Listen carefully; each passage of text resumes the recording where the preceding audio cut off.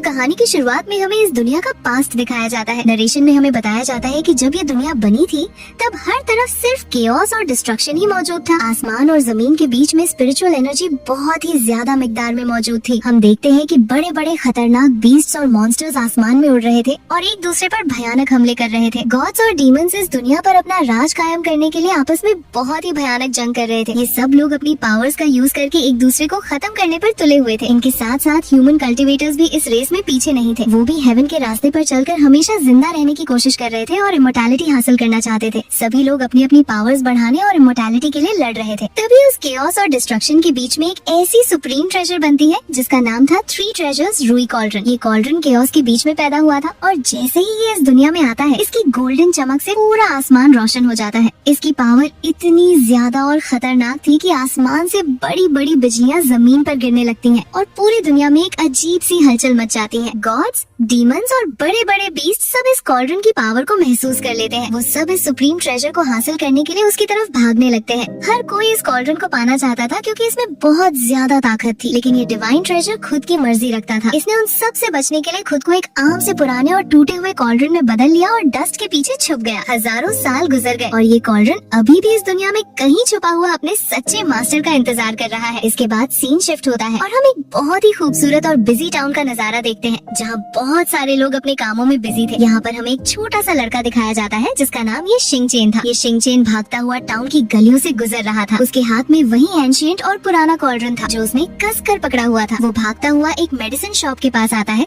जिसका नाम Wong family medicine shop था। ये शिंगचेन जल्दी से उस शॉप के अंदर चला जाता है। अंदर शॉप का मालिक, जिसे सब वोंग अंकल कहते थे, वो काउंटर पर बैठा हुआ था और एबेकस पर अपना हिसाब किताब कर रहा था। ये शिंगचेन उसके पास आता है और कहता है कि वोंग अंकल, मुझे मेडिसिन चाहिए। पर वोंग अंकल उसे देखते ही गुस्से में आ जाता है और कहता है कि यहाँ से निकल जाओ मनहूस लड़के। मैंने तुम्हें पहले ही कहा था कि अगर तुम्हारे पास पैसे नहीं है तो मेडिसिन लेने के बारे में सोचना भी मत। ये शिंगचेन बहुत परेशान और रोते हुए टोन में कहता है कि वोंग अंकल, मेरे ग्रैंडफादर ने कहा था कि ये छोटा सा कॉल्ड्रन एक बहुत बड़ा ट्रेजर है। ये इमॉर्टल्स के लिए बहुत काम का साबित हो सकता है। आपके बेटे वोंग टैंग बिग ब्रदर तो एक इमॉर्टल है। ये कॉल्ड्रन उनके लिए जरूर काम आएगा। ये शिंगचेन रोते हुए उनसे रिक्वेस्ट करता है कि प्लीज मेरी मदद करें। मेरे ग्रैंडफादर की हालत बहुत खराब है और वो मरने वाले हैं। लेकिन वोंग अंकल उस पुराने कॉल्ड्रन को देखता है और बहुत ही गुस्से से कहता है कि ये क्या कचरा उठा लाए हो।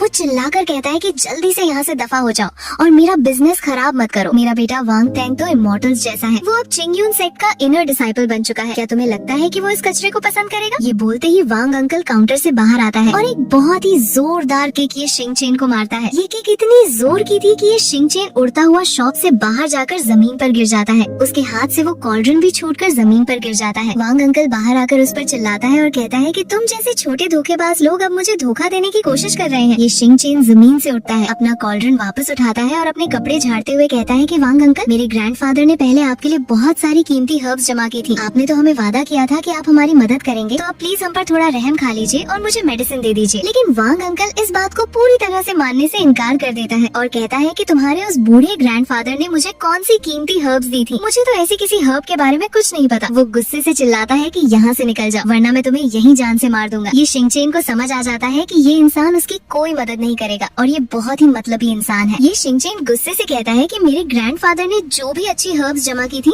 वो सब आपको बहुत कम दाम में या फिर बिल्कुल फ्री में दे दी थी। आपने खुद अपनी छाती पीट कर वादा किया था कि आप हमारी मदद करेंगे, पर अब आप अपने वादे से मुकर रहे हैं। ये शिंगचेन वहाँ से उदास होकर निकल जाता है। सीन शिफ्ट होता है और ये शिंगचेन वापस अपने छोटे से घर में आता है। उसका ग्रैंडफादर बेड पर लेटा हुआ था और बहुत जोर जोर से खांस रहा था। उसकी हालत सच में बहुत खराब लग रही थी। ग्रैंडफादर ये शिंगचेन को देखकर कहता है कि शिंगचेन, तुम वापस आ गए, यहाँ आओ, मुझे तुमसे कुछ जरूरी बात करनी है। ये शिंगचेन भागकर ग्रैंडफादर के बेड के पास बैठ जाता है और रोते हुए कहता है कि ग्रैंडफादर, मैं अभी इस कॉल्ड्रन को देकर मेडिसिन लाने गया था, पर वांग अंकल ने इसको लेने से इनकार कर दिया और मुझे बाहर निकाल दिया। ये सुनकर ग्रैंडफादर थोड़ा गुस्सा हो जाते हैं और कहते हैं कि तुम कितने बेवकूफ हो। मैंने तुम्हें बताया था ना कि ये छोटा कॉल्ड्रन एक बहुत बड़ा ट्रेजर है। इसे किसी को मत देना और किसी को इसके बारे में बताना भी मत। ये कॉल्ड्रन तुम्हें आगे चलकर इमॉर्टल बनने में मदद कर सकता है। अगर किसी को इसके बारे में पता चल गया तो ये तुम्हारे लिए जान का खतरा बन जाएगा और लोग तुम्हें मार कर इसे छीन लेंगे। ये शिंगचेन बहुत मासूमियत से पूछता है कि ग्रैंडफादर, क्या इमॉर्टल बनने के बाद लोग बीमार नहीं पड़ते? ग्रैंडफादर थोड़ा मुस्कुराते हैं और कहते हैं कि बिल्कुल, बीमार ना पड़ना तो बहुत छोटी बात है। इमॉर्टल बनने के बाद तो लोग हमेशा के लिए जिंदा भी रह सकते हैं और कभी बूढ़े नहीं होते। फिर ग्रैंडफादर उससे कहते हैं कि जाओ और वहाँ से चाकू लेकर आओ। ये शिनचैन जल्दी से जाता है और एक चाकू ले आता है। ग्रैंडफादर उस चाकू से अपने कपड़े के अंदर का हिस्सा काटते हैं और उसमें से एक पुराना एनवेलोप निकालते हैं। वो एनवेलोप ये शिनचैन को देते हुए कहते हैं कि ये एनवेलोप मैंने चिंगयून सेक्ट में 10 साल तक मामूली काम करके हासिल किया था। ये एक रिकमेंडेशन लेटर है जो तुम्हें चिंगयून सेक्ट में एंट्री दिला सकता है। मेरे मरने के बाद तुम इस लेटर को लेकर चिंगयून सेक्ट में जाना। जब तुम वहाँ कल्टीवेशन शुरू कर दोगे तो शायद तुम्हें इस कॉल्ड्रन को यूज करने का तरीका भी पता चल जाए। ये शिनचैन रोते हुए कहता है कि ग्रैंडफादर, आप नहीं मरेंगे, मैं आपको कुछ नहीं होने दूंगा। ग्रैंडफादर उसके सर पर प्यार से हाथ फेरते हुए कहते हैं कि पगले बच्चे, ऐसी कोई बात नहीं है, हर इंसान को एक ना एक दिन मरना ही होता है। मैं बस यही उम्मीद करता हूँ कि तुम्हारे पास एक अच्छा स्पिरिचुअल रूट हो ताकि तुम कल्टीवेशन कर सको। वो उसे आखिरी बार समझाते हैं कि याद रखना, इस कॉल्ड्रन और इस लेटर के बारे में किसी बाहर वाले को बिल्कुल पता नहीं चलना चाहिए। कल्टीवेशन की दुनिया बहुत ही जालिम और बेदर्द है, किसी पर भी जल्दी भरोसा मत करना। तुम अभी बहुत छोटे और मासूम हो, इसलिए आगे चलकर बहुत संभाल कर रहना। ये बोलते बोलते ग्रैंडफादर की आवाज अचानक से बंद हो जाती है और उनका हाथ नीचे गिर जाता है। ग्रैंडफादर इस दुनिया से जा चुके थे। ये शिनचैन उन्हें पुकारता है पर कोई जवाब नहीं मिलता। वो जोर जोर से रोने लगता है और कहता है कि मुझे तो कल्टीवेशन करके आपकी बीमारी ठीक करनी थी, पर आप तो मुझे छोड़कर चले गए। अगले सीन में हम देखते हैं कि ये शिनचैन ने अपने ग्रैंडफादर को टाउन के बाहर एक बहुत ही बड़े और खूबसूरत पेड़ के नीचे दफना दिया था। वो उनकी कब्र के पास घुटनों के बल बैठा था और कहता है कि ग्रैंडफादर, आप मेरा इंतजार करना, जब मैं कल्टीवेशन करके वापस आऊंगा तो मैं आपको वापस जिंदा कर दूंगा, फिर आप कभी बीमार नहीं पड़ेंगे। तभी अचानक से आसमान में एक बहुत ही तेज रोशनी होती है। टाउन के सभी लोग आसमान की तरफ देखने लगते हैं। एक बहुत ही बड़ी और ग्लोइंग फ्लाइंग शिप आसमान से नीचे आ रही थी। ये शिप चिंगयून सेक्ट की थी और ये बहुत ही शानदार लग रही थी। सब लोग इस शिप को देखकर बहुत हैरान थे। शिप नीचे टाउन के पास आती है और उसमें से वांग टैंग और उसके कुछ साथी डिसाइपल्स बाहर आते हैं। वांग टैंग ने बहुत ही शानदार सफेद कपड़े पहने हुए थे और उसके चेहरे पर एक अलग ही गुरूर और एटीट्यूड था। टाउन के लोग आपस में बातें कर रहे थे कि क्या ये वांग फैमिली का वांग टैंग है। मैंने सुना है कि वो चिंगयून सेक्ट के इनर सेक्ट में चला गया है। अब तो वांग फैमिली पूरी तरह से अमीर और ताकतवर हो जाएगी। एक आम आदमी पूछता है कि ये इनर सेक्ट क्या होता है। दूसरा आदमी उसे समझाता है कि तुम्हें चिंगयून सेक्ट के बारे में नहीं पता। वो सेक्ट इस पूरी दुनिया में सबसे ताकतवर है और इमॉर्टल्स का रास्ता वहीं से शुरू होता है। वहाँ के कल्टीवेटर्स आसमान में उड़ सकते हैं और उनके पास बहुत ज्यादा खतरनाक पावर्स होती हैं। जो लोग इनर सेक्ट में चले जाते हैं उनका फ्यूचर बहुत ही ब्राइट होता है और वो बहुत ताकतवर बन जाते हैं। वांग अंकल भी वहाँ लोगों के बीच खड़ा था और बहुत खुश हो रहा था। वो जोर से कहता है कि मेरे बेटे वांग टैंग, तुमने तो कमाल कर दिया, तुम सच में चिंगयून सेक्ट के इनर डिसाइपल बन गए हो, मुझे तुम पर गर्व है। वांग टैंग और उसके साथी हवा में उड़ते हुए नीचे जमीन पर आते हैं। ये शिनचैन भी वहाँ भागता हुआ आ जाता है। वो वांग टैंग को देखकर सोचता है कि क्या यही इमॉर्टल्स होते हैं। वो याद करता है कि पहले वो और वांग टैंग एक साथ हर्ब्स जमा करने जाया करते थे। उसे लगता है कि वांग टैंग उसे जरूर चिंगयून सेक्ट में अपने साथ ले जाएगा। ये शिनचैन भागकर वांग टैंग के पास जाता है और जोर से कहता है कि वांग टैंग बिग ब्रदर, मैं भी चिंगयून सेक्ट जाना चाहता हूँ कल्टीवेशन करने के लिए, क्या आप मुझे अपने साथ ले जाएंगे। पर वांग टैंग उसे गुस्से से देखता है और अपनी पावर का यूज करके एक स्पिरिचुअल अटैक करता है। ये ग्रीन कलर का अटैक ये शिनचैन को लगता है और वो हवा में उड़ता हुआ दूर जाके जमीन पर गिर जाता है। उसके मुंह से खून निकलने लगता है। ये शिनचैन बहुत हैरान था कि वांग टैंग बिग ब्रदर को क्या हो गया है, उन्होंने ऐसा क्यों किया। वांग टैंग के साथ जो फीमेल डिसाइपल थी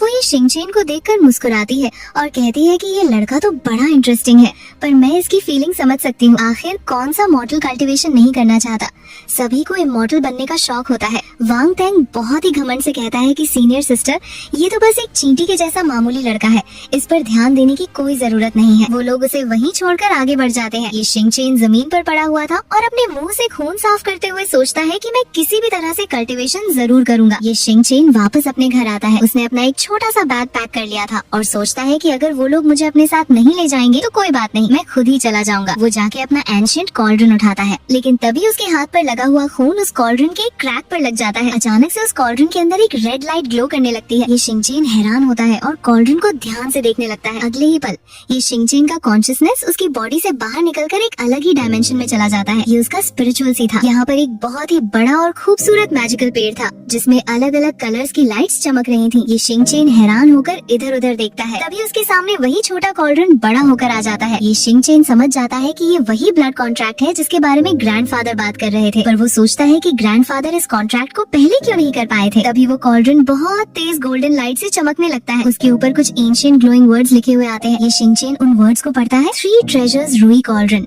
रूई रूई 3 gives birth to all things, cauldron refines as you wish। ये शिनचैन सोचता है कि इन बातों का क्या मतलब हो सकता है। फिर उसका कॉन्शियसनेस वापस उसकी बॉडी में आ जाता है और वो अपने घर में वापस होश में आता है। वो सोचता है कि अभी जो जगह मैंने देखी थी, क्या वो ग्रैंडफादर द्वारा बताया गया स्पिरिचुअल सी था। वो कॉल्ड्रन से बात करने की कोशिश करता है और कहता है कि 3 ट्रेजर्स रूई कॉल्ड्रन, क्या तुम बाहर आ सकते हो। अचानक से वो कॉल्ड्रन एक ग्लोइंग फॉर्म में उसके हाथ पर आ जाता है। ये शिंगचेन खुश होता है और कहता है कि अभी जो वर्ड्स मैंने देखे थे उनका मतलब शायद ये है कि ये कॉल्ड्रन मेरी मर्जी के हिसाब से कुछ भी कर सकता है। वो सोचता है कि क्या ये कॉल्ड्रन मुझे डायरेक्टली एक इमॉर्टल पिल बनाकर दे सकता है जिससे मैं सीधा इमॉर्टल बन जाऊँ। वो कॉल्ड्रन को जमीन पर रखता है और कहता है कि बड़ा हो जाओ। कॉल्ड्रन उसकी बात मानकर बड़ा हो जाता है। फिर ये शिंगचेन कहता है कि मुझे एक इमॉर्टल पिल दो ताकि मैं इमॉर्टल बन सकूं। कॉल्ड्रन के अंदर का ढक्कन खुलता है। ये शिंगचेन अंदर देखता है और कहता है कि 3 gives birth to all things. Cauldron refines as you wish. अंदर उसे 3 अलग अलग ग्लोइंग वॉर्टेक्स नजर आते हैं। वो समझ जाता है कि शायद इसमें 3 चीजें डालनी पड़ेंगी तभी ये कुछ रिफाइन करेगा। वो वहाँ से एक लकड़ी का बाउल, एक मिट्टी का प्याला और एक पुराना सिकल उठाता है और उन तीनों को कॉल्ड्रन के अंदर डाल देता है। कॉल्ड्रन उन तीनों चीजों को अपने अंदर घुमाकर रिफाइन करने लगता है। थोड़ी देर बाद कॉल्ड्रन से तेज रोशनी निकलती है और उसमें से एक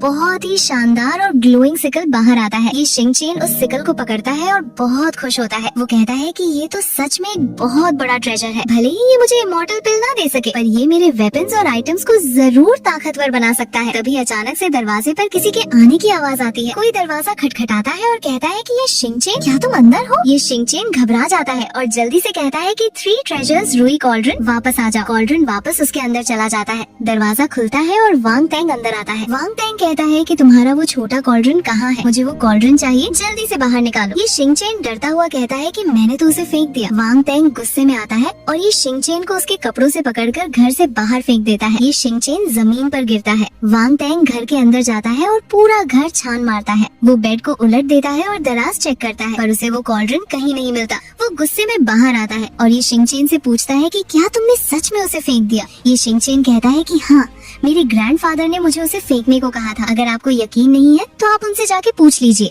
तभी आसमान से बाकी के चारों डिसाइपल्स भी वहाँ आ जाते हैं। फीमेल डिसाइपल वांग टैंग से पूछती है कि जूनियर ब्रदर वांग, क्या तुम श्योर हो कि इस जगह पर कोई ट्रेजर है। वांग टैंग कहता है कि इसके ग्रैंडफादर ने हमारे चिंगयुन सेक्ट में 10 साल तक काम किया था। अगर उन्होंने कहा है कि वो कॉल्ड्रन इमॉर्टल्स के लिए काम का है तो शायद उनकी बात सच हो। फीमेल डिसाइपल कहती है कि उसके ग्रैंडफादर ने 10 साल काम किया था तो जरूर उन्हें एक रिकमेंडेशन लेटर मिला होगा। वो कहती है कि हम इस लड़के को अपने साथ ले चलते हैं। वो ये शिंगचेन से कहती है कि लड़के परेशान मत हो, हम तुम्हें अपने साथ चिंगयुन सेक्ट ले चलेंगे, तुम मेडिसिन शॉप के बाहर हमारा इंतजार करना। ये बोलकर वो सब वहाँ से चले जाते हैं। ये शिंगचेन वहाँ अकेला खड़ा था। वो अपने ग्रैंडफादर की बातों को याद करता है कि उन्होंने कहा था कि किसी पर भी भरोसा मत करना। ये शिंगचेन सोचता है कि भले ही वो मुझे अपने साथ न ले जाए, पर मैं अकेला ही चिंगयुन सेक्ट चला जाऊंगा। इसके बाद हम देखते हैं कि फ्लाइंग शिप आसमान में उड़ती हुई चिंगयुन सेक्ट की तरफ जा रही थी और टाउन के सभी लोग उसे देखकर खुश हो रहे थे।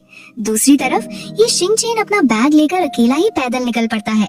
वो पहाड़ों और जंगलों से गुजरकर आखिरकार चिंगयुन सेक्ट के बाहर पहुंच जाता है। चिंगयुन सेक्ट का एंट्रेंस बहुत ही बड़ा और शानदार था। बड़े बड़े पहाड़ हवा में उड़ रहे थे और वहाँ से वाटरफॉल्स नीचे गिर रहे थे। ये शिंगचेन इस नजारे को देखकर बहुत हैरान होता है और कहता है कि आखिरकार मैं चिंगयुन सेक्ट पहुंच ही गया। वो लंबी सी सीढ़ियों पर चढ़ने लगता है। सीढ़ियों पर चढ़ने के बाद वो एक बड़े से दरवाजे के पास पहुँचते हैं।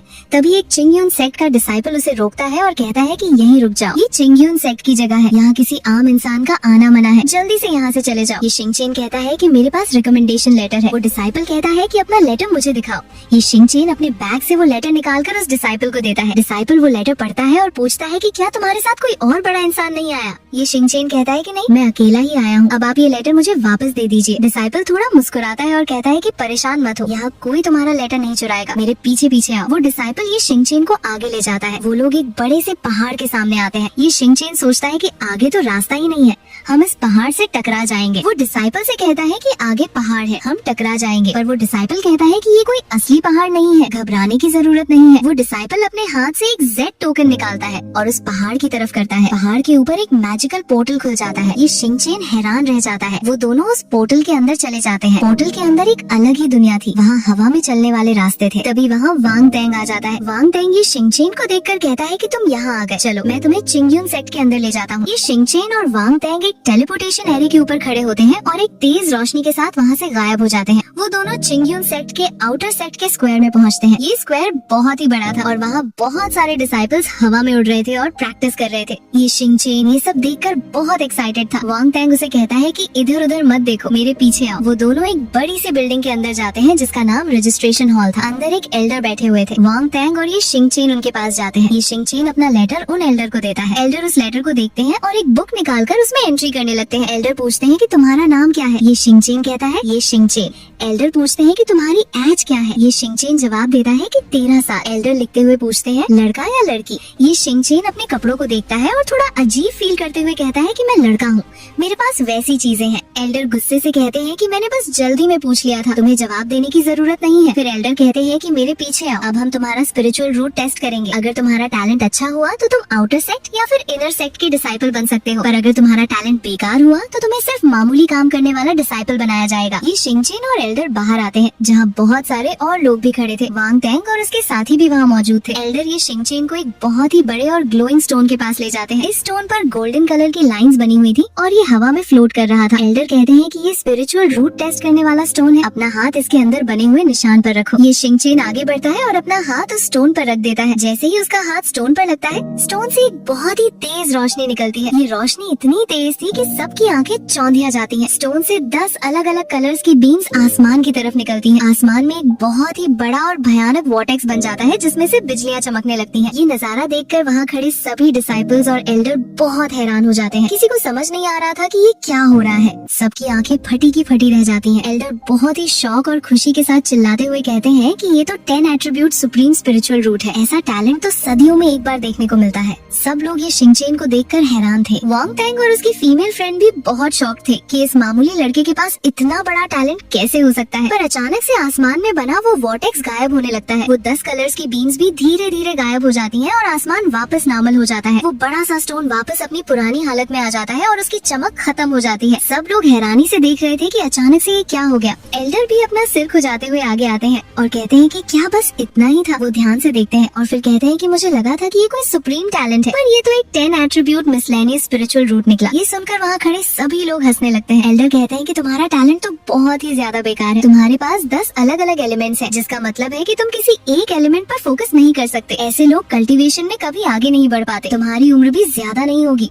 और तुम कुछ ही सालों में मर जाओगे। ये शिंगचेन ये सब सुनकर बहुत उदास और हैरान हो जाता है। वहाँ खड़े सभी लोग उस पर हंस रहे थे और उसे लूजर समझ रहे थे। ये शिंगचेन हैरान होकर एल्डर से पूछता है कि एल्डर, आप ऐसा क्यों कह रहे हैं कि मैं कुछ ही सालों में मर जाऊंगा? एल्डर उसे ध्यान से देखते हुए समझाते हैं कि तुम्हारे पास 10 एट्रीब्यूट स्पिरिचुअल रूट है। इसका मतलब है कि तुम्हें 16 साल की उम्र से पहले अपने अंदर 10 डेंटियंस ओपन करने होंगे। अगर तुम 16 साल तक 10 डेंटियंस ओपन नहीं कर पाए तो तुम्हारी बॉडी का पूरा की और ब्लड सूख जाएगा और तुम्हारी मौत हो जाएगी। इसलिए लोगों का तुम्हें शार्ट लिव्ड घोस्ट कहना बिल्कुल भी गलत नहीं है। ये सुनकर ये शिंगचेन घबरा जाता है और पूछता है कि तो फिर मैं 10 डेंटियंस कैसे ओपन कर सकता हूँ? एल्डर कहते हैं कि अब तुम्हारे पास सिर्फ 2 ही रास्ते हैं, या तो तुम यहाँ से वापस अपने घर चले जाओ या फिर यहाँ चिंगयून सेक्ट में एक जाई डिसाइपल यानी मामूली काम काज करने वाले डिसाइपल बनकर रुक जाओ। ये शिंगचेन बिना कुछ सोचे फौरन कहता है कि मैं यहाँ जाई डिसाइपल बनकर रुकने के लिए तैयार हूँ। एल्डर कहते हैं कि ठीक है, तो फिर मेरे पीछे आओ। एल्डर ये शिंगचेन को अपने साथ लेकर एक बहुत ही बड़ी और शानदार बिल्डिंग की तरफ चल पड़ते हैं। इस बिल्डिंग के बाहर कुछ और जाई डिसाइपल्स झाड़ू लगा रहे थे। अंदर आने के बाद एल्डर एक डेस्क के पीछे बैठ जाते हैं और एक दराज खोलकर उसमें से एक टोकन निकालते हैं। फिर वो अपनी पावर का यूज करके उस डेस्क पर 3 अलग अलग ग्लोइंग ऑर्ब्स और एक बुक रखते हैं। एल्डर ये शिंगचेन से कहते हैं कि ये तुम्हारा सामान है, इसे ध्यान से रख लो। अभी एक सीनियर डिसाइपल आएगा जो तुम्हें जाई डिपार्टमेंट में ले जाएगा। ये शिंगचेन आगे बढ़कर उन तीनों ऑर्ब्स और बुक को उठा लेता है और अपने बैग में रख लेता है। तभी एल्डर जोर से आवाज लगाते हैं और एक बहुत ही हैंडसम सा सीनियर डिसाइपल वहाँ अंदर आता है। एल्डर उसे आर्डर देते हैं कि इस नए जाई डिसाइपल को इसकी जगह पर ले जाओ और इसका काम समझा दो। वो सीनियर डिसाइपल कहता है जी एल्डर। फिर वो ये शिंगचेन से कहता है कि मेरे पीछे आओ। ये शिंगचेन अपना बैग लेकर उसके पीछे पीछे चलने लगता है। वो दोनों चलते हुए चिंगयून सेक्ट के एक बहुत ही खूबसूरत हिस्से में आते हैं जहाँ हर तरफ अलग अलग तरह की ग्लोइंग और मैजिकल हर्ब्स लगी हुई थी। ये मेडिसिन गार्डन था। एंट्रेंस पर पहुंचकर वो सीनियर डिसाइपल जोर से आवाज लगाता है, झांगदानियों, ये नया जाई डिसाइपल है, आज से ये ली सान की जगह पर काम करेगा। तभी वहाँ से एक बहुत ही मस्कुलर और लंबा चौड़ा आदमी भागता हुआ आता है। उसने अपने कंधों पर एक लकड़ी का डंडा रखा हुआ था जिसके दोनों तरफ पानी से भरी हुई बाल्टी लटक रही थी। ये आदमी आकर उस सीनियर डिसाइपल के सामने झुककर सलाम करता है। सीनियर डिसाइपल उसे कहता है कि इस नए लड़के को इसका काम समझा देना। ये बोलकर वो वहाँ से चला जाता है। झांग दानियो ये शिंगचेन को ध्यान से देखता है और कहता है कि जूनियर ब्रदर, तुम्हारी बॉडी तो बहुत ही ज्यादा कमजोर लग रही है, पर क्या करें, चिंगयून सेक्ट में उन बड़े लोगों को हम जाई डिसाइपल्स की जान की कोई परवाह नहीं है। हमारे यहाँ मरने जीने से उन्हें कोई फर्क नहीं पड़ता। चलो मेरे पीछे आओ। ये शिंगचेन उसके पीछे पीछे चलने लगता है। वो दोनों चलते हुए एक छोटे से घर के पास आते हैं। दानियो दरवाजा खोलकर उसे अंदर ले जाता है और कहता है कि जूनियर ब्रदर, तुम्हारा नाम क्या है? ये शिंगचेन अपना नाम बताता है। दानियो उसे एक कमरा दिखाते हुए कहता है कि आज से तुम यहाँ इस कमरे में रहोगे। तुम मुझे झांग सीनियर ब्रदर या फिर दानियो बिग ब्रदर कहकर बुला सकते हो। हमारा रोज का काम ये है कि हमें यहाँ मेडिसिन गार्डन में पानी लाना होता है और इन हर्ब्स को पानी देना होता है। दानियो उसे समझाता है कि नए डिसाइपल्स को जो मैरो क्लींजिंग पिल मिलती है, तुम उसे अभी खा सकते हो। ये पिल तुम्हारी बॉडी की सारी गंदगी को बाहर निकाल देगी और तुम्हारी बॉडी को स्ट्रॉन्ग बनाएगी। पर याद रखना, इस पिल को खाने के बाद तुम्हारी बॉडी से बहुत गंदी स्मेल आएगी और तुम बहुत गंदे हो जाओगे। ऐसी हालत में गलती से भी मेडिसिन गार्डन के स्पिरिट स्प्रिंग में नहाने मत चले जाना। अगर किसी ने तुम्हें वहाँ नहाते हुए देख लिया तो तुम्हें जान से मार दिया जाएगा और कोई तुम्हें बचा भी नहीं पाएगा। दानियो कहता है कि जब मैं अपना काम खत्म कर लूंगा तो मैं तुम्हें पहाड़ के नीचे वाली नदी में नहाने के लिए ले जाऊंगा। यहाँ चिंगयून सेक्ट में हम जाई डिसाइपल्स की इज्जत सबसे कम है। अगर तुम्हारा सामना किसी आउटर या इनर सेक्ट के डिसाइपल से हो तो उन्हें गलती से भी नाराज मत करना, वरना वो तुम्हें जान से मार देंगे और उनसे कोई सवाल भी नहीं पूछेगा। ये शिंगचेन थोड़ा घबरा कर पूछता है कि क्या यहाँ जाई डिसाइपल होना इतना खतरनाक है? दानियो बहुत उदास होकर बताता है कि कुछ दिन पहले ही हमारे यहाँ ली सान नाम का एक जाई डिसाइपल हुआ करता था। उसे आउटर सेक्ट के एक डिसाइपल ने, जिसका नाम वांग अर्गो था, जिंदा पीट कर मार डाला। ये सुनकर ये शिंगचेन हैरान रह जाता है और कहता है क्या? दानियो बताता है कि वांग अर्गो के पास सिर्फ एक मामूली सा टैलेंट है, पर वो इनर सेक्ट के जीनियस वांग टैंग का आदमी है, इसलिए वो डायरेक्ट आउटर सेक्ट में चला गया और अब वो बहुत एरोगेंस दिखाता है। हम उस जैसे लोगों का मुकाबला नहीं कर सकते। दानियो कहता है कि तुम इन बातों को ध्यान में रखना, मैं अभी जाके अपना बचा हुआ काम खत्म करता हूँ। ये बोलकर दानियो वहाँ से चला जाता है। ये शिंगचेन अपने कमरे में अकेला खड़ा था। उसके चेहरे पर गुस्सा था। वो सोचता है कि वांग अर्गो तो वो यहाँ पर है, उसने एक मासूम इंसान की जान ले ली। अगर मेरा सामना उससे हुआ तो मुझे बहुत बचकर रहना होगा। फिर ये शिंगचेन अपने बैग से उन तीनों ऑर्ब्स को निकालता है और बेड पर बैठ जाता है। वो अपने एंशिएंट कॉल्ड्रन के बारे में सोचता है कि कॉल्ड्रन को रिफाइन करने के लिए 3 चीजों की जरूरत होती है। अभी मेरे पास सिर्फ एक ही मैरो क्लींजिंग पिल है। अगर मैंने इसे कॉल्ड्रन में डाल दिया और उसने कोई रिएक्शन नहीं किया तो ये पिल भी वेस्ट हो जाएगी। मैं अभी ऐसी बेवकूफी नहीं कर सकता। पहले मैं इस पिल को खुद खाकर अपनी बॉडी को स्ट्रॉन्ग कर लेता हूँ। जब मेरे पास ज्यादा पिल्स जमा हो जाएंगी तब मैं उन्हें कॉल्ड्रन में डालकर ट्राई करूंगा। ये सोचकर ये शिंगचेन उस ग्लोइंग पिल को अपने मुंह में डाल लेता है। पिल खाते ही वो ध्यान में बैठ जाता है। थोड़ी देर बाद उसकी बॉडी में बहुत ही भयानक दर्द होने लगता है। वो दर्द से तड़पने लगता है और उसके मुंह से आवाजें निकलने लगती हैं। ये दर्द इतना ज्यादा था कि उसे बर्दाश्त करना बहुत मुश्किल हो रहा था। धीरे धीरे दिन ढल जाता है और रात हो जाती है। ये शिंगचेन अभी भी अपने बेड पर ध्यान में बैठा था। उसकी बॉडी के अंदर से 10 अलग अलग कलर्स की एनर्जी निकलकर उसके चारों तरफ घूम रही थी। फिर अचानक से वो एनर्जी उसकी बॉडी के अंदर अब्सॉर्ब हो जाती है और उसकी आंखें खुलती हैं। उसकी बॉडी से बहुत ही गंदा काला धुआं निकल रहा था और उसके चेहरे और कपड़ों पर काली गंदगी जमा हो गई थी। ये उसकी बॉडी की सारी इम्प्योरिटीज थी जो पिल की वजह से बाहर आ गई थी। ये शिंगचेन अपनी बॉडी को देखता है और उस गंदी स्मेल से उसे खुद उल्टी आने लगती है। वो कहता है कि बाप रे, ये तो बहुत ही ज्यादा बदबूदार है। तभी उसके कमरे का दरवाजा खुलता है और दानियो अपने एक और साथी के साथ वहाँ आता है। वो साथी दानियो से कहता है कि चलो देखते हैं उस नए लड़के की क्या हालत है। पर जैसे ही वो दोनों अंदर आते हैं,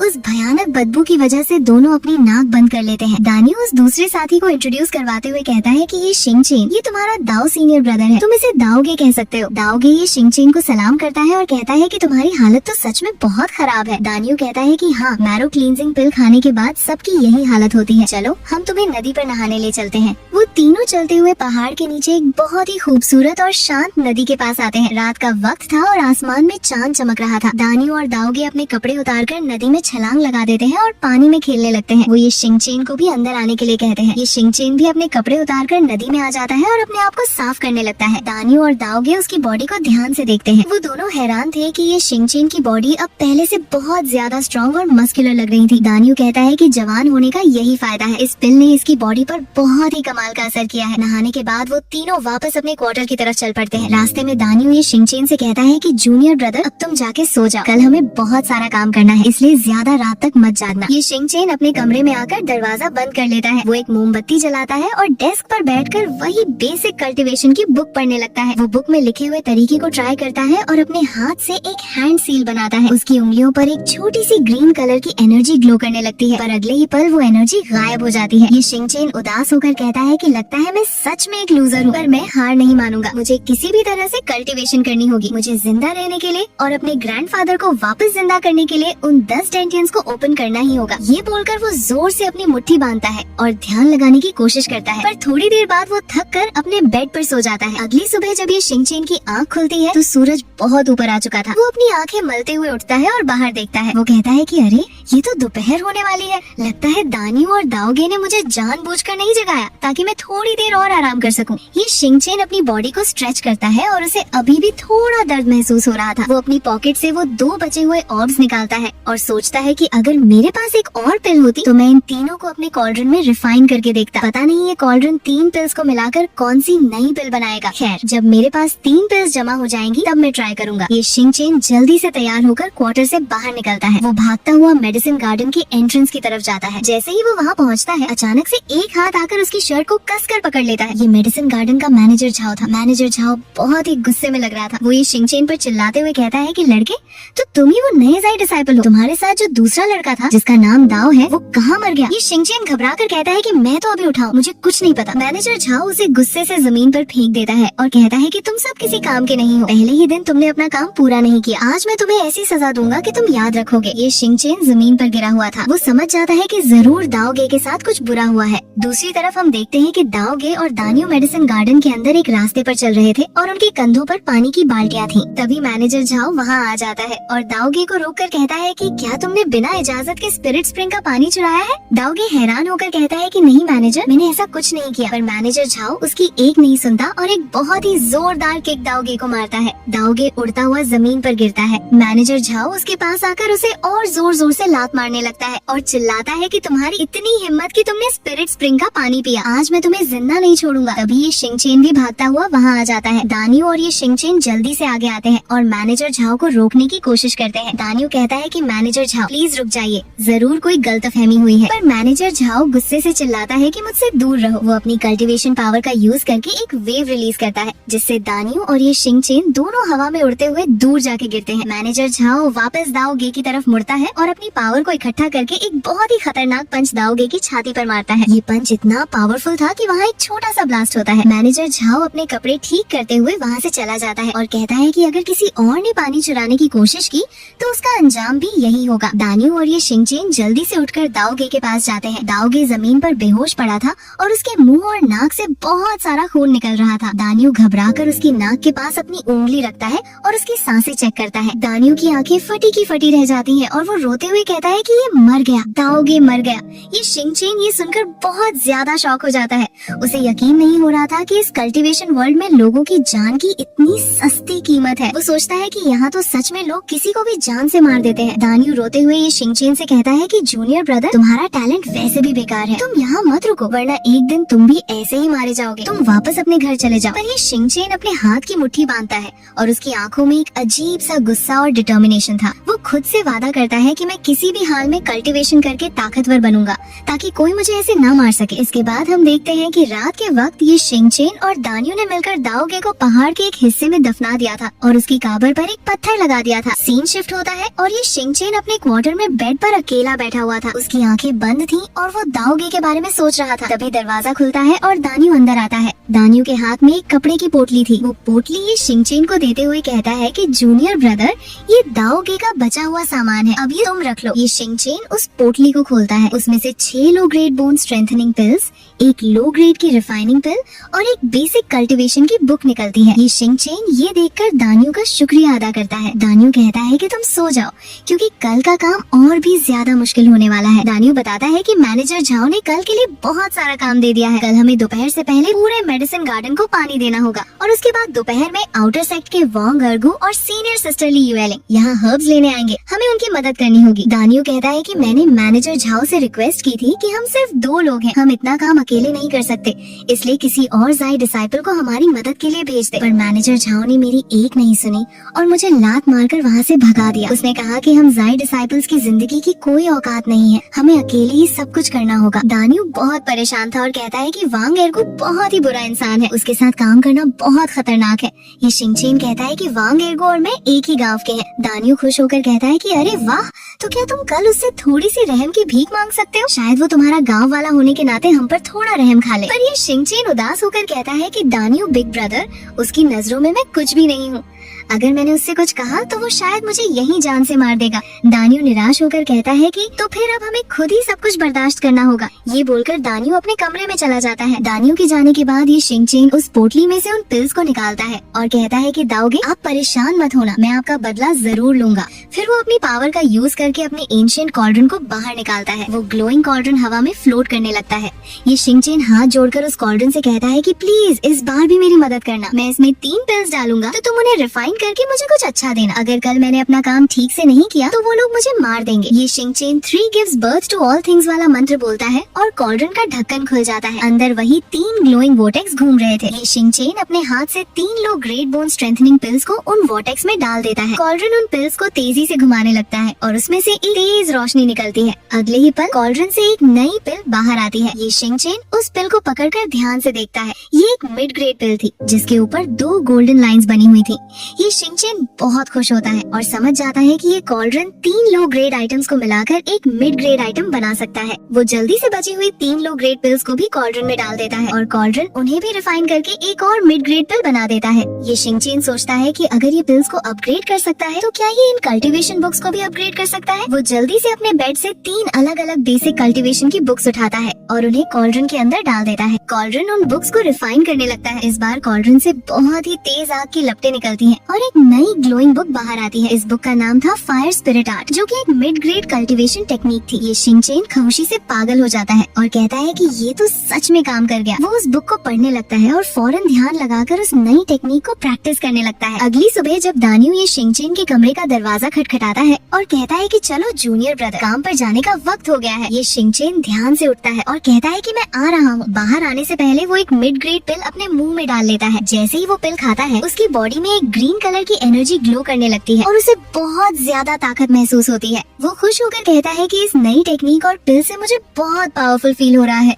वो बाहर आता है और दोनों चलते हुए मेडिसिन गार्डन की तरफ जाते हैं। वहाँ पहुंचकर दानियो पानी की बाल्टियाँ उठाता है और ये शिंगचेन से कहता है कि जूनियर ब्रदर, तुम्हें पूरी बाल्टी भरने की जरूरत नहीं है, तुम बस आधी बाल्टी पानी उठाना, बाकी का पानी मैं लाकर डाल दूंगा। पर ये शिंगचेन मुस्कुराते हुए कहता है कि दानियो बिग ब्रदर, आप परेशान मत हो, मैं ये कर सकता हूँ। दानियो कहता है कि तुम इतने पतले हो, तुमसे नहीं होगा, ज्यादा हीरो बनने की कोशिश मत करो। पर ये शिंगचेन कहता है कि आज मुझे अपनी बॉडी में बहुत ताकत महसूस हो रही है, चलिए देखते हैं हम दोनों में से कौन ज्यादा जल्दी पानी लाता है। दानियो हंसने लगता है और कहता है कि अच्छा, तो तुम मुझसे मुकाबला करना चाहते हो, ठीक है, देखते हैं। वो दोनों अपनी पानी की बाल्टियाँ उठाते हैं और तेजी से पहाड़ के रास्ते पर दौड़ने लगते हैं। ये शिंगचेन बहुत ही तेजी से भाग रहा था और दानियो उसे देखकर हैरान था कि इसके अंदर अचानक से इतनी ताकत कहाँ से आ गई। वो दोनों लगातार पानी ला लाकर एक बड़े से मटके में डालने लगते हैं। दोपहर होने तक वो दोनों अपना सारा काम खत्म कर लेते हैं और उस मटके के पास जमीन पर थक कर बैठ जाते हैं। दानियो लंबी लंबी सांसें ले रहा था और ये शिंगचेन की तरफ देखकर कहता है कि लड़के, तुमने तो सच में कमाल कर दिया, तुम तो मुझसे भी ज्यादा ताकतवर निकले। तभी वहाँ मेडिसिन गार्डन के एंट्रेंस पर 3 लोग आते हैं। ये वांग एर्गो, सीनियर सिस्टर ली युएलिंग और मैनेजर झाओ थे। वांग एर्गो ने बहुत ही शानदार कपड़े पहने हुए थे और वो बहुत एरोगेंस से चल रहा था। मैनेजर झाओ उनके आगे पीछे घूम रहा था। मैनेजर झाओ आकर दानियो से पूछता है कि क्या तुमने पानी वाला काम खत्म कर लिया। दानियो खड़े होकर कहता है कि हाँ मैनेजर, हमने सब खत्म कर लिया है, हम बस थोड़ी देर आराम कर रहे थे। ये सुनकर वांग एर्गो गुस्से में आगे आता है और एक बहुत ही जोरदार लात दानियो की छाती पर मारता है। दानियो उड़ता हुआ पीछे जाके जमीन पर गिरता है। वांग एर्गो चिल्लाता है कि तुम्हारी हिम्मत कैसे हुई आराम करने की, तुम लोगों को सिर्फ काम करने के लिए रखा गया है, चलो उठो और जाके हर्ब्स जमा करो। मैनेजर झाओ वांग एर्गो के सामने हाथ जोड़कर कहता है कि एर्गो सीनियर ब्रदर, आप गुस्सा मत होइए, मैं अभी इनके पानी वाले काम को चेक करता हूँ, अगर इनका काम पूरा नहीं हुआ तो मैं खुद इन दोनों की टांगे तोड़ दूंगा। मैनेजर झाओ वहाँ से आगे चला जाता है।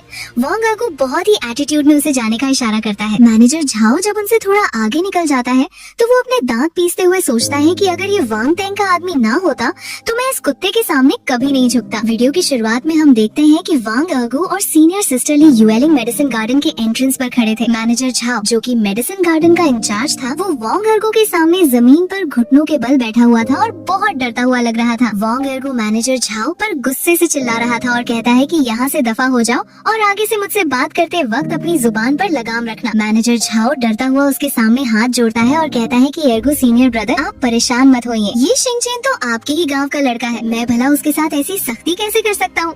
मैं उसे ठीक से हैंडल कर लूंगा। वांग एर्गो थोड़ा मुस्कुराता है और ली युएलिंग के साथ चलते हुए आगे बढ़ता है। वहाँ पर ये शिंगचेन और दानियो खड़े थे। वांग एर्गो बहुत ही घमंड और मजाक उड़ाते हुए टोन में कहता है कि अरे क्या ये हमारा छोटा भाई ये शिंगचेन नहीं है? बेचारा कितना पतला और कमजोर हो गया है। इसकी हालत देखकर तो मुझे सच में इस पर तरस आ रहा है। ये शिंगचेन चुपचाप खड़ा था और उन्हें देख रहा था। वो अपने मन में अपने ग्रैंडफादर की आखिरी बातों को याद करता है कि जब तुम्हारा सामना किसी ऐसे दुश्मन से हो जो तुमसे बहुत ज्यादा ताकतवर हो, तो वहाँ पर सबसे जरूरी चीज होती है समझदारी से काम लेना और हालात के हिसाब से खुद को ढाल लेना। बेवकूफी में आकर अपनी जान खतरे में डालना कोई बहादुरी नहीं होती। ये सोचकर ये शिंगचेन अपने चेहरे पर एक झूठी मुस्कुराहट लाता है और बहुत ही शांति के साथ कहता है कि एर्गो बिग ब्रदर, आप यहाँ आए हैं, आपके लिए क्या हुक्म है? मुझे बताइए, मैं आपकी क्या खिदमत कर सकता हूँ? वांग एर्गो ये शिंगचेन की इस बदली हुई हालत को देखकर जोर जोर से हंसने लगता है और कहता है कि गांव में तो तुम इतने तमीजदार नहीं थे, वहाँ तो तुम्हारे अंदर अलग ही अकड़ थी। खैर, लगता है अब तुम्हें अपनी औकात समझ आ गई है और तुम थोड़े समझदार हो गए हो।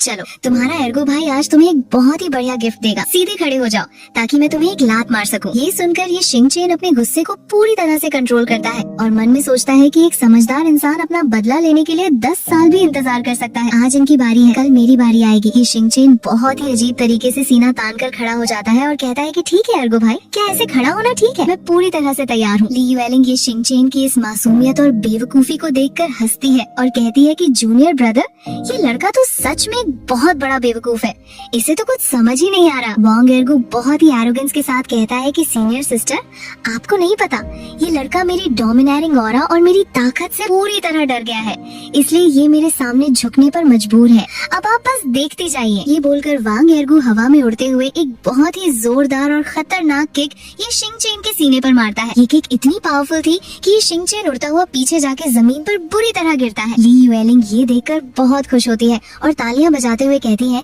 कि एर्गो जूनियर ब्रदर सच में बहुत ताकतवर और माइटी है। वांग एर्गो आगे आकर जमीन पर पड़े हुए ये शिंगचेन से कहता है कि शिंगचेन, ये किक मेरी तरफ से तुम्हारे लिए एक छोटा सा मीटिंग गिफ्ट थी। जब हम अपना हर्ब्स जमा करने का काम पूरा कर लेंगे तो मैं तुम्हें रिवॉर्ड के तौर पर एक और किक मारूंगा। तुम मेरे इस प्यार के लिए अपने एर्गो भाई से नफरत तो नहीं करोगे ना? ये शिंगचेन जमीन पर पड़े पड़े अपनी एक्टिंग कंटिन्यू रखता है और कहता है कि नहीं एर्गो भाई, मैं आपसे बिल्कुल नफरत नहीं करूंगा। मैं तो आगे चलकर भी आपके साथ ही रहना चाहता हूँ और आपका वफादार बनकर रहूंगा। तभी दानियो वहाँ भागता हुआ आता है और ये शिंगचेन को जमीन से उठाते हुए सहारा देता है। दानियो बहुत गुस्से में था और वो वांग एर्गो की इस हरकत पर चिल्लाते हुए कहता है कि ये कैसा गाँव वाला है, अपने ही गाँव के लड़के को देखकर उसकी मदद करने के बजाय उसे इस तरह जानवरों की तरह मार रहा है। मैनेजर झाओ जल्दी से आगे आता है और वांग एर्गो के सामने हाथ जोड़कर कहता है कि एर्गो सीनियर ब्रदर, मैंने चेक कर लिया है, इन दोनों ने अपना पानी लाने का काम पूरा कर लिया है। फिर मैनेजर झाओ दानियो और ये शिंगचेन की तरफ गुस्से से देखता है और चिल्लाते हुए कहता है कि तुम दोनों यहाँ क्या खड़े हो? जल्दी से जाके इस लिस्ट के हिसाब से हर्ब्स जमा करो और ध्यान रखना,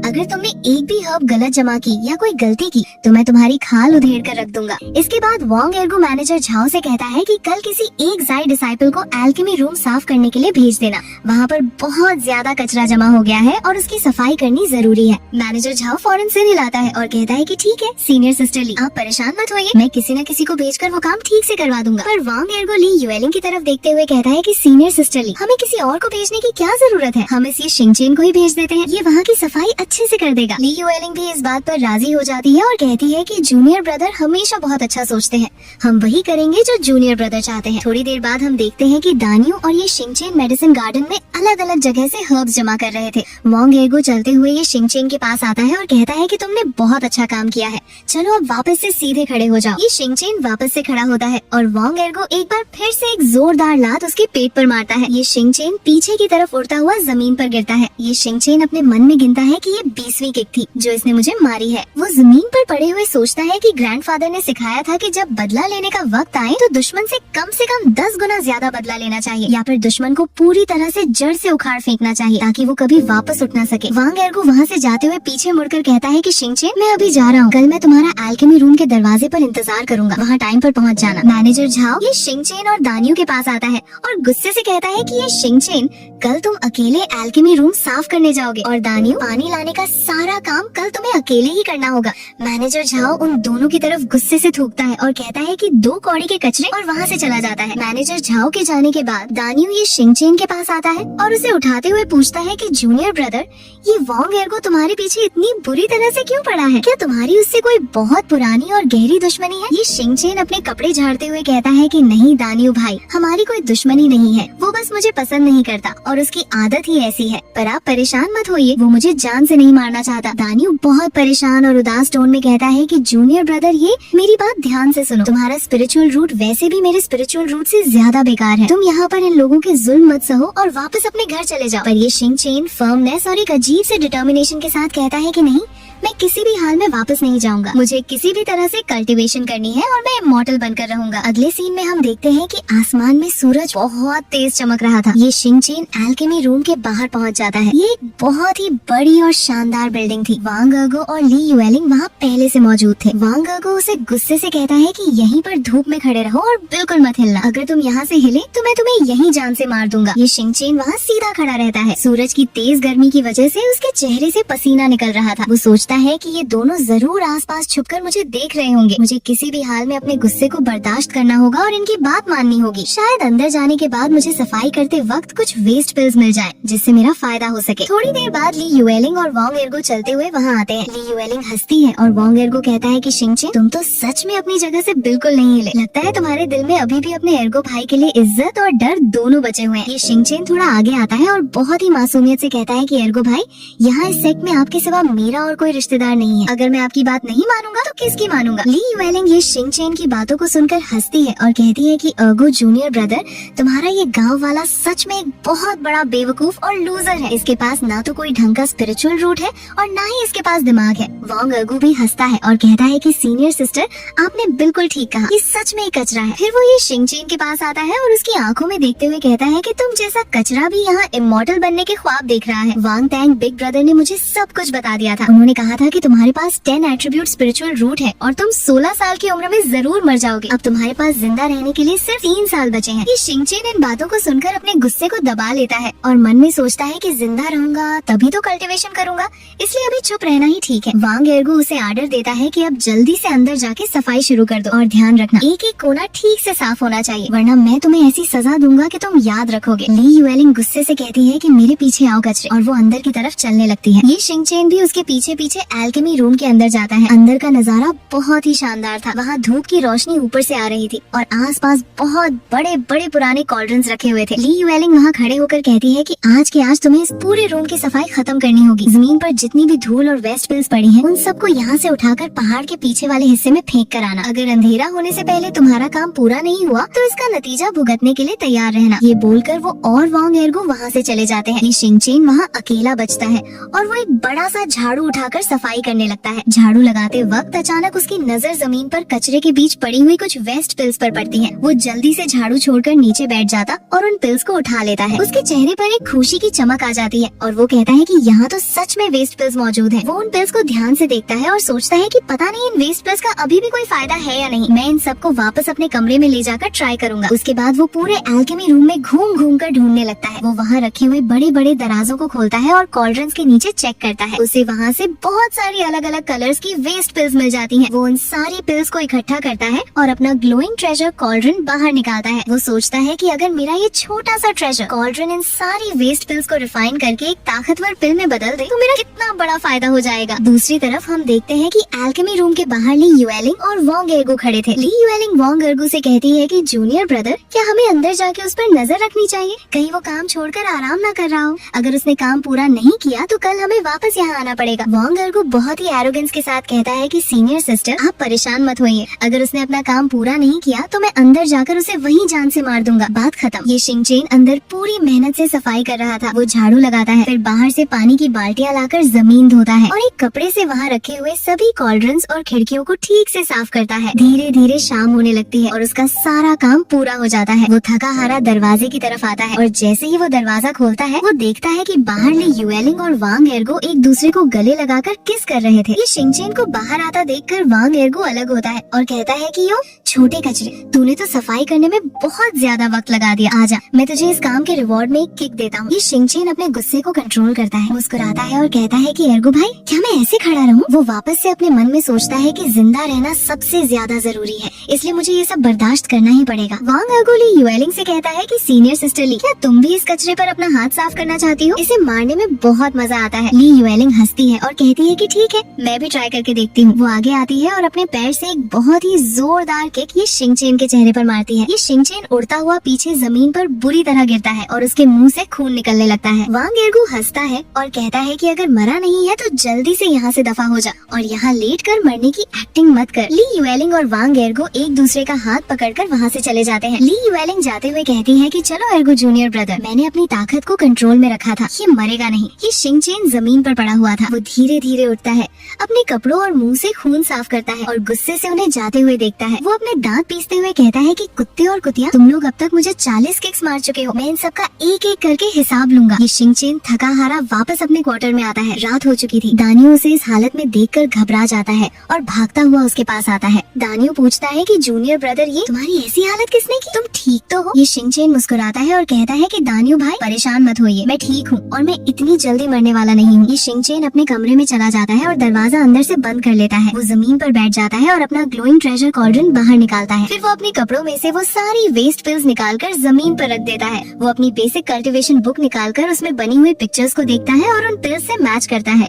वो कहता है कि बुक के हिसाब से ये जो पर्पल कलर की पिल्स हैं, ये वेस्ट की रिफाइनिंग पिल्स लग रही हैं और बाकी की जो पिल्स हैं वो सब वेस्ट बोन स्ट्रेंथनिंग पिल्स हैं। वो सोचता है कि अगर मैं इन सारी वेस्ट पिल्स को किसी तरह से काम की पिल्स में बदल सकूं तो मजा आ जाएगा।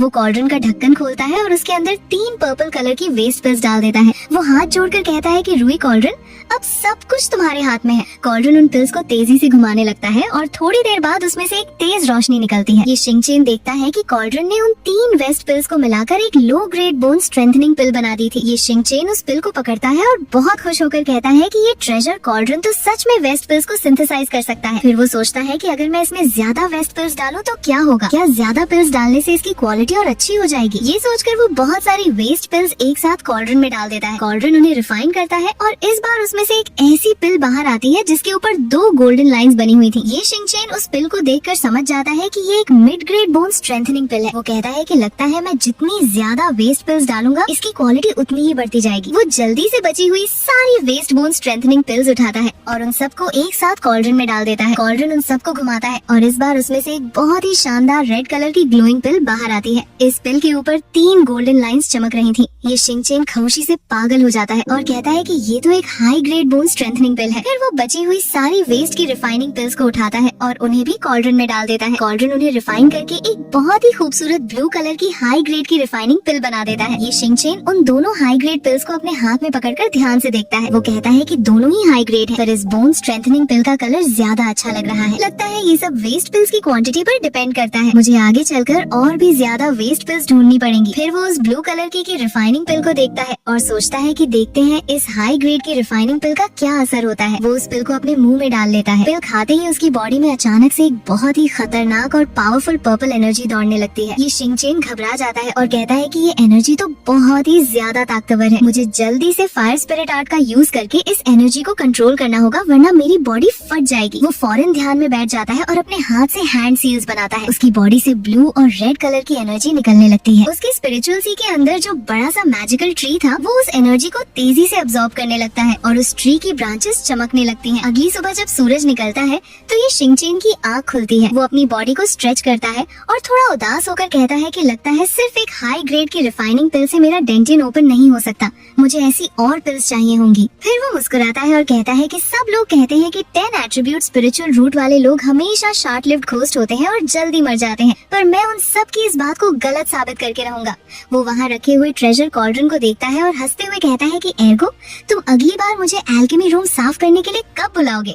मैं तो तुम्हारा इंतजार कर रहा हूँ। इसके बाद सीन शिफ्ट होता है और हम देखते हैं कि दानियो रास्ते में पानी की बाल्टियां उठाया जा रहा था। ये शिंगचेन भागता हुआ उसके पास आता है। दानियो ये शिंगचेन को ध्यान से देखता है और बहुत ज्यादा शॉक हो जाता है। वो हैरानी से पूछता है कि जूनियर ब्रदर, ये तुम्हारी बॉडी से तो की रिफाइनिंग की फर्स्ट लेयर की एनर्जी महसूस हो रही है, ये सब बस कुछ ही दिनों में कैसे हो गया? ये शिंगचेन घबरा जाता है और जल्दी से बहाना बनाते हुए कहता है कि दानियो भाई, मुझे खुद नहीं पता कि ये कैसे हुआ, शायद मेरी किस्मत बहुत अच्छी है इसलिए ऐसा हो गया। ये शिंगचेन मन में सोचता है कि दानियो भाई भले ही मेरे साथ कितने भी अच्छे क्यों ना हो, पर इस ट्रेजर कॉल्ड्रन का राज किसी को भी पता नहीं चलना चाहिए, वरना मेरी जान चली जाएगी। दानियो उसकी बात सुनकर जोर जोर से हंसने लगता है और कहता है कि बकवास मत करो, अगर सिर्फ किस्मत अच्छी होने से कल्टीवेशन बढ़ जाती तो तुम इस दुनिया के सबसे लकी इंसान और सन ऑफ फॉर्च्यून होते। दोनों मिलकर मेडिसिन गार्डन में पानी लाने का काम करने लगते हैं। ये शिंगचेन नदी से पानी की पूरी बाल्टी भरता है और उसे बहुत ही आसानी से उठा लेता है। वो हैरान होकर सोचता है कि ये बाल्टी तो मुझे बहुत हल्की लग रही है, जरूर ये उस हाई ग्रेड बोन स्ट्रेंथनिंग पिल का असर है जिससे मेरी बॉडी इतनी स्ट्रॉन्ग हो गई है। वो दोनों पानी की बाल्टियां उठाकर रास्ते पर चल रहे थे। थोड़ी देर चलने के बाद ये शिंगचेन को लगता है कि अगर उसने अपनी ताकत दिखाई तो दानियों को शक हो जाएगा, इसलिए वो जानबूझकर थकने की एक्टिंग करता है और लंबी लंबी सांसें लेने लगता है। दानियों उसे देखकर कहता है कि लड़के, मुझे लगा था तुम्हारे अंदर अचानक से बहुत ताकत आ गई है, पर तुम तो थोड़ी दूर चलकर ही थक गए। कोई बात नहीं, धीरे धीरे तुम्हें इसकी आदत हो जाएगी। तुमने वैसे भी बहुत अच्छा किया है। ये शिंगचेन कहता है कि दानियों भाई, मैं अभी भी आपके सामने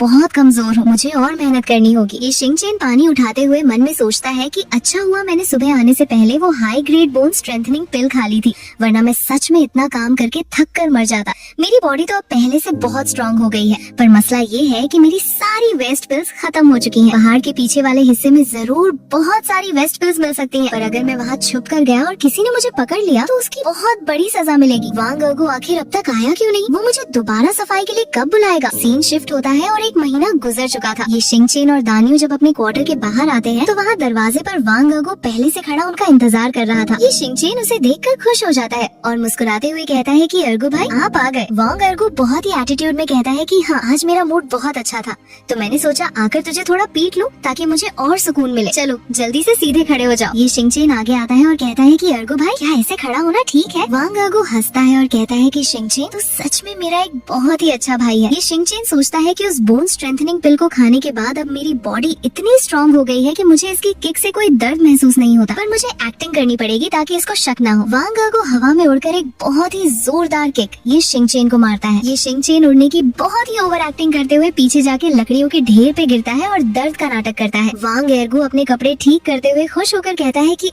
बहुत सुकून मिला। शिंगचेन, ऐसे ही अच्छे से काम करते रहना, मैं अगली बार फिर आऊंगा तुझे मारने। ये बोलकर वो वहाँ से चला जाता है। दानियो जल्दी से भागता हुआ ये शिंगचेन के पास आता है और उसे उठाते हुए पूछता है कि जूनियर ब्रदर, तुम ठीक तो हो? ये शिंगचेन अपने कपड़े झाड़ते हुए कहता है कि हाँ दानियो भाई, मैं ठीक हूँ, अब मुझे इन सब की आदत हो गई है। ये शिंगचेन मन में सोचता है कि 50 किक्स हो चुकी हैं। अब तो तुम मुझे किसी तरह एल्केमी रूम साफ करने भेज दो, मुझे वेस्ट पिल्स की जरूरत है। इसके बाद हम देखते हैं कि ये शिंगचेन अपने कमरे में मार्शल आर्ट्स की प्रैक्टिस कर रहा था। वो बहुत ही तेजी से हवा में पंचेस और किक्स मार रहा था और उसकी बॉडी से ब्लू कलर की पावरफुल एनर्जी निकल रही थी। वो रुकता है और सोचता है कि उस हाई ग्रेड बोन स्ट्रेंथनिंग पिल का असर पूरा 1 महीना चला और अभी भी पूरी तरह से खत्म नहीं हुआ है, पर मेरी वेस्ट पिल्स पूरी तरह से खत्म हो चुकी हैं। वांग अर्गो को आखिर हो क्या गया है? वो मुझे एल्केमी रूम साफ करने के लिए क्यों नहीं बुला रहा? पहाड़ के पीछे वेस्ट पिल्स हैं, पर मैं वहाँ जा नहीं सकता। तभी उसके कमरे का दरवाजा खुलता है और दानियो अंदर आता है। दानियो बहुत खुश लग रहा था। वो कहता है कि जूनियर ब्रदर, ये चलो जल्दी तैयार हो जाओ, हमें लॉ एनफोर्समेंट हॉल जाना है। ये शिंगचेन हैरान होकर पूछता है कि दानियो भाई, हमें लॉ एनफोर्समेंट हॉल क्यों जाना है? दानियो बताता है कि हमें अपने कंट्रीब्यूशन पॉइंट्स लेने जाना है। हमने पूरा महीना मेडिसिन गार्डन में बहुत मेहनत से काम किया है। इन पॉइंट्स का यूज करके हम ट्रेजर पवेलियन से अपने लिए कल्टीवेशन पिल्स एक्सचेंज कर सकते हैं। ये सुनकर ये शिंगचेन बहुत खुश होता है और कहता है कि ठीक है दानियो भाई, मुझे बताने के लिए शुक्रिया, चलिए चलते हैं। दोनों भागते हुए लॉ एनफोर्समेंट हॉल पहुंचते हैं। ये एक बहुत ही बड़ी बिल्डिंग थी। अंदर जाने के बाद वो मैनेजर झाओ के डेस्क के सामने खड़े होते हैं। मैनेजर झाओ वहाँ आराम से बैठा हुआ था। दानियो बहुत ही इज्जत से कहता है कि मैनेजर झाओ, हम अपने इस महीने के कंट्रीब्यूशन पॉइंट्स लेने आए हैं। मैनेजर झाओ अपनी बुक खोलता है और उसे देखकर एक बहुत ही बुरी खबर देता है। वो कहता है कि ओ दानियो, तुम दोनों के पिछले महीने के सारे कंट्रीब्यूशन पॉइंट्स काट लिए गए हैं। दानियो ये सुनकर शॉक हो जाता है और पूछता है कि क्या सारे पॉइंट्स काट लिए गए? एक भी पॉइंट नहीं बचा। मैनेजर झाओ बहुत ही गुस्से में कहता है कि तुमने अपना काम ठीक से नहीं किया और टारगेट पूरा नहीं किया, इसलिए सेक्ट के रूल्स के हिसाब से तुम्हारे सारे पॉइंट्स कैंसिल हो गए हैं। इस महीने ध्यान से काम करना, वरना फिर से पूरा महीना मुफ्त में काम करना पड़ेगा। दानियो गुस्से में आकर आगे बढ़ता है और कहता है कि मैनेजर झाओ, ये सेक्ट के रूल्स के बिल्कुल खिलाफ है। हमने अपना सारा काम टाइम पर और ठीक से पूरा किया था। मैनेजर झाओ गुस्से से अपनी डेस्क पर हाथ मारता है और चिल्लाते हुए कहता है कि रूल्स, मेरी बात ही यहाँ का रूल है, फौरन यहाँ से दफा हो जाओ, वरना मैं तुम्हारे इस महीने के पॉइंट्स भी काट लूंगा। दानियो गुस्से से पागल हो रहा था, पर वो मैनेजर झाओ का कुछ बिगाड़ नहीं सकता था। ये शिंगचेन अपने हाथ की मुट्ठी बांधता है और सोचता है कि यहाँ पर ताकतवर लोग ही कमजोर पर राज करते हैं। ग्रैंडफादर ने ठीक कहा था कि बिना ताकत के कभी हीरो बनने की कोशिश मत करना। कल्टीवेशन की दुनिया सच में ऐसे ही बेदर्द और जालिम है। वापस अपने क्वार्टर में आकर दानियो बहुत गुस्से में था। वो अपने कमरे का दरवाजा बंद करता है और गुस्से से दीवार पर एक जोरदार मुक्का मारता है। वो चिल्लाते हुए कहता है कि उस कुत्ते झाओ स्किन फ्लेयर ने इस बार सारी हदें पार कर दी। पहले वो हमारे थोड़े बहुत पॉइंट्स काट लेता था, पर इस बार तो उसने हमारे सारे पॉइंट्स चुरा लिए। मैंने हिसाब लगाया था कि इस महीने के पॉइंट से मैं ट्रेजर पवेलियन जाकर एक मिड ग्रेड की रिफाइनिंग पिल ले सकता था, पर उसने सब बर्बाद कर दिया। दानियो अपने सिर को दोनों हाथों से पकड़कर जमीन पर बैठा हुआ था और बहुत ही ज्यादा परेशान और गुस्से में लग रहा था। वो उदास टोन में कहता है कि शायद मैं इस बार क्यूए रिफाइनिंग के सेकंड लेयर तक ब्रेक थ्रू कर लेता, पर अब सब खत्म हो गया। मैनेजर झाओ भले ही लालच करता है और हमेशा हमारे पॉइंट्स काट लेता है, पर इस बार उसने जिस तरह से हमारे पूरे के पूरे पॉइंट्स छीन लिए हैं, ये उसकी औकात से बाहर की बात लगती है। मुझे तो पूरा यकीन है कि इस सब के पीछे जरूर वांग अर्गू का हाथ है, वही उसे पीछे से ये सब करने का ऑर्डर दे रहा होगा। दानियो गुस्से से अपनी मुट्ठी बांधता है और कहता है कि ये छिंग्युन सेक्ट हम ज़ाई डिसाइपल्स के रहने के लायक जगह नहीं है। यहाँ हमारी जान की कोई कीमत नहीं है। वो ये शिंगचेन की तरफ ध्यान से देखता है और बहुत ही सीरियस होकर कहता है कि जूनियर ब्रदर ये चलो, हम दोनों यहाँ से निकल चलते हैं, हम इस सेक्ट को छोड़ देते हैं। यहाँ अब हमारी कोई उम्मीद नहीं बची है और आगे चलकर हमारी जान भी जा सकती है। पर ये शिंगचेन वहाँ खड़ा रहता है और उसे समझाते हुए कहता है कि दानियो भाई आप यहाँ रुक जाइए, मैं कहीं नहीं जाने वाला। आप खुद सोचिए, आपकी उम्र वैसे भी 30 साल से ज्यादा हो चुकी है। अगर आप अब इस उम्र में वापस अपने गाँव जाएंगे तो आपकी शादी होना और वहाँ एक नॉर्मल जिंदगी बसाना बहुत मुश्किल हो जाएगा। यहाँ कम से कम ज़ाई डिसाइपल बनकर रहने में एक छोटी सी उम्मीद तो बची हुई है कि शायद हमारी किस्मत बदल जाए। दानियो थोड़ा गुस्से और मायूसी से कहता है कि कैसी उम्मीद, मैं तो एक सबसे घटिया और लो ग्रेड क्यूए रिफाइनिंग पिल तक हासिल नहीं कर पा रहा, तो मैं आखिर किस चीज पर उम्मीद रखूं और क्या दांव पर लगाऊं। तभी दानियो को कुछ याद आता है और वो ये शिंगचेन को बताता है कि वांग अर्गो ने तुम्हें फॉरेन एल्केमी रूम की सफाई के लिए बुलाया है। उसने ऑर्डर दिया है कि अभी के अभी बिना वक्त बर्बाद किए वहाँ पहुँचो। ये सुनकर ये शिंगचेन के चेहरे पर एक अजीब सी खुशी और मुस्कुराहट आ जाती है। वो अपने मन में सोचता है कि आखिरकार मेरा इंतजार खत्म हुआ। मुझे लग रहा था कि वो मुझे भूल गया है, अब मैं वहाँ जाकर बहुत सारी वेस्ट पिल्स जमा कर सकता हूँ। सीन शिफ्ट होता है और हम देखते हैं कि एल्केमी रूम के बाहर एक बहुत ही बड़ा और शानदार गोल्डन कॉलोड्रॉन रखा हुआ था। वांग अर्गू और सीनियर सिस्टर ली यूएलिंग वहाँ खड़े एक दूसरे के गले लग रहे थे और बहुत ही रोमांटिक मूड में थे। तभी ये शिंगचेन भागता हुआ वहाँ आता है और उनके सामने खड़ा हो जाता है। वांग अर्गू उसे देखकर बहुत ही एरोगेंस और घमंड से हंसता है और कहता है कि आजा शिंगचेन, चल जल्दी से सीधे खड़े हो जा ताकि मैं अपना काम शुरू कर सकूं। ये शिंगचेन बिना कोई सवाल किए आगे बढ़ता है और बहुत ही मासूमियत से कहता है कि एर्गो भाई मैं खड़ा हो गया, आप शुरू कर सकते हैं। वांग एर्गो चिल्लाते हुए कहता है कि कुत्ते जल्दी से सफाई के लिए अंदर जा। ये बोलकर वांग एर्गो हवा में उड़ता है और अपनी पूरी ताकत के साथ एक बहुत ही जोरदार लात ये शिंगचेन के सीने पर मारता है। ये किक इतनी पावरफुल थी कि ये शिंगचेन हवा में उड़ता हुआ एल्केमी रूम के दरवाजे से अंदर जाके जमीन पर बुरी तरह गिरता है। वो जमीन पर पड़ा हुआ दर्द का नाटक करता है और अपने सीने को पकड़ लेता है, पर अंदर ही अंदर वो बहुत खुश था। वो हंसते हुए खुद से कहता है कि एर्गो सच में मेरा बहुत अच्छा भाई है, उसने मुझे पूरे 1 महीने के बाद यहाँ सफाई के लिए बुलाया है। 1 महीने में यहाँ पर जरूर बहुत सारी वेस्ट पिल्स जमा हो चुकी होंगी आज, तो मेरा बहुत बड़ा फायदा होने वाला है। इसके बाद हम देखते हैं कि ये शिंगचेन पूरे एल्केमी रूम में बहुत ही लगन और तेजी के साथ सफाई कर रहा था। वो एक बड़ा सा झाड़ू लेकर जमीन पर पड़ी हुई धूल और कचरे को साफ करता है। झाड़ू लगाते वक्त उसकी नजर जमीन पर पड़ी हुई बहुत सारी अलग अलग कलर्स की वेस्ट पिल्स पर पड़ती है। वो उन पिल्स को उठाकर अपने पास जमा करने लगता है। फिर वो अपने ग्लोइंग ट्रेजर कॉल्ड्रॉन का यूज करके वहाँ चुपके से उन वेस्ट पिल्स को रिफाइन भी करता है। वो एक एक करके सारी दराजें चेक करता है, बड़े बड़े कॉल्ड्रॉन्स के नीचे देखता है और एल्केमी रूम के हर एक कोने से वेस्ट पिल्स ढूंढ निकालता है। वो इतना बिजी था कि उसे वक्त के गुजरने का पता ही नहीं चलता। धीरे धीरे वक्त गुजर जाता है और शाम हो जाती है। ये शिंगचेन एल्केमी रूम के बाहर आता है। उसके चेहरे और कपड़ों पर बहुत ज्यादा धूल और कचरा लगा हुआ था और वो बहुत थका हुआ लग रहा था। वो दरवाजे पर आकर बहुत ही इज्जत से कहता है कि एर्गो भाई मैंने पूरी सफाई खत्म कर ली है, अब आप लोग चेक कर सकते हैं। ली यूएलिंग आगे आती है और बहुत ही एटीट्यूड में कहती है कि रुको,